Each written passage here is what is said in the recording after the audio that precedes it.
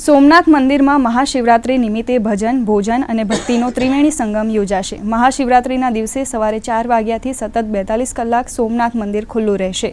સોમનાથના દરિયા કિનારે હજારો ભક્તોને પાર્થિવ શિવલિંગ મહાપૂજા તેમજ સોમનાથ મંદિરમાં ધ્વજ પૂજા, સોમેશ્વર મહાપૂજા, પાગ પૂજાનો લાભ મળશે। તો સાંજે 6:30 કલાકે સોમનાથની ઐતિહાસિક ગાથાને ઉજાગર કરતી જયતુ સોમનાથ સંગીત નાટિકા યાત્રીઓ માટે આકર્ષિત બનશે।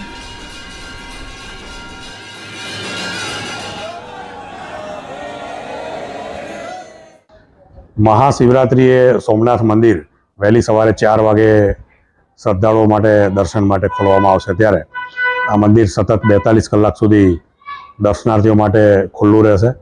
આ દિવસે લોકો વધુમાં વધુ મંદિરમાં પૂજાનો લાભ લઈ શકે તે માટેની તમામ વ્યવસ્થા, વિશેષ વ્યવસ્થા ટ્રસ્ટ દ્વારા કરવામાં આવી છે।